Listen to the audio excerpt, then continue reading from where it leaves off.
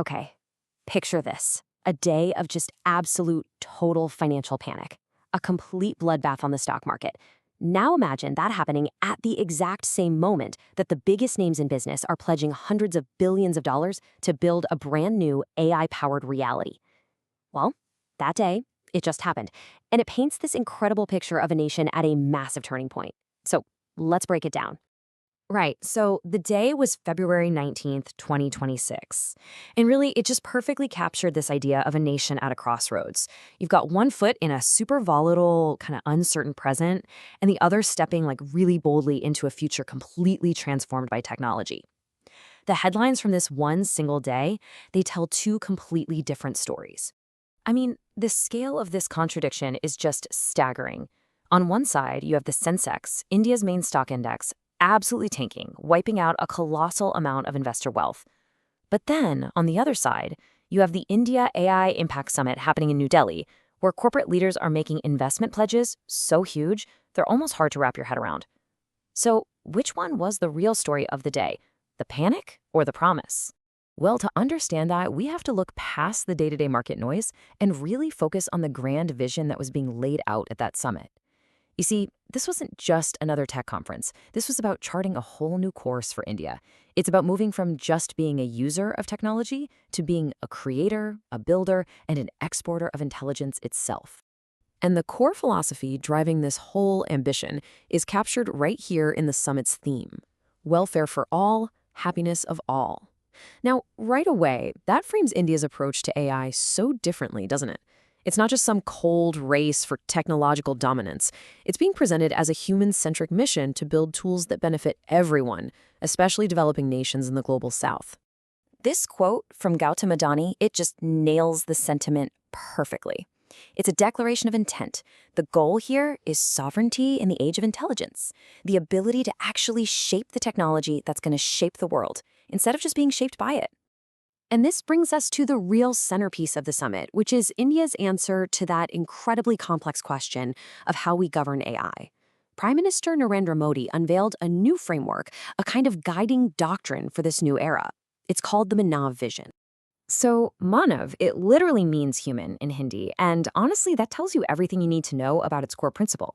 It's basically a set of 5 foundational pillars, all designed to make sure that as AI gets more and more powerful, it remains firmly in service of humanity. All right, so let's break down how this actually works. The MANAV framework is built on these 5 key pillars. First, M is for moral and ethical, meaning human values have to be baked right into the code. Next, A for accountable. No black boxes, we need transparency and oversight. The N stands for national sovereignty, which is a critical point about who owns and controls our data.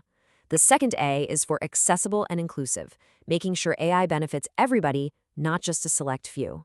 And finally, V is for valid and legitimate, which means making sure these powerful systems are operating within the law.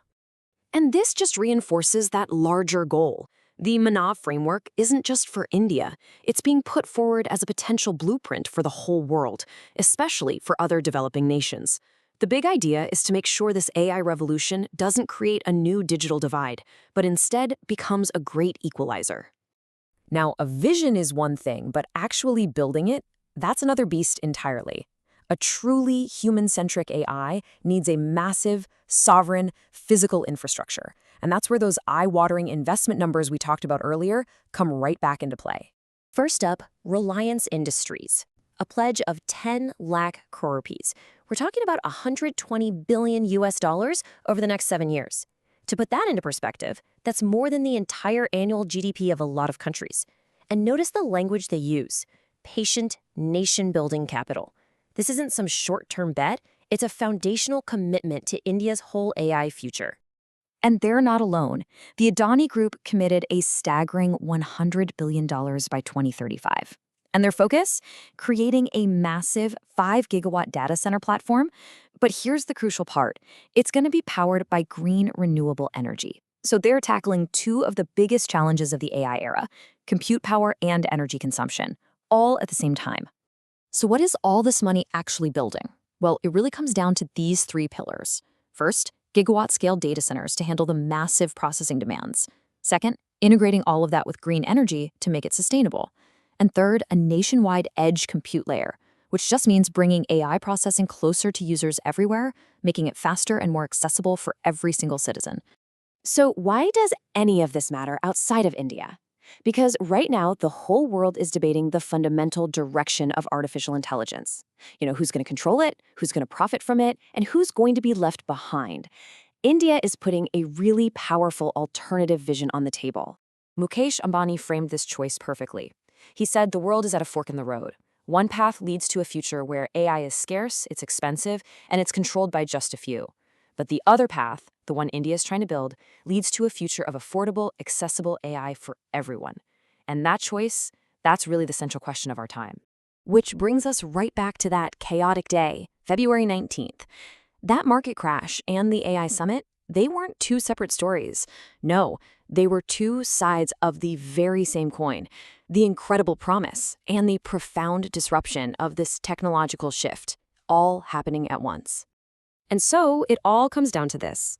India is pouring just unprecedented resources into building the physical backbone of an accessible AI future. But the ultimate question still remains. Can a human-centric governance model, like the MANAV Vision, truly guide this powerful technology? Can it navigate that delicate balance between world-changing progress and the very real risks it presents? That is the challenge ahead. Hey, if this explainer helped you make sense of this pretty complex topic, be sure to hit like, share it with someone, and subscribe for more breakdowns of the big ideas that are shaping our world. And we would love to hear your thoughts on India's MANAV Vision. Do you think it can work? What do you think the biggest hurdles are? Let us know what you're thinking in the comments below. Thanks for watching.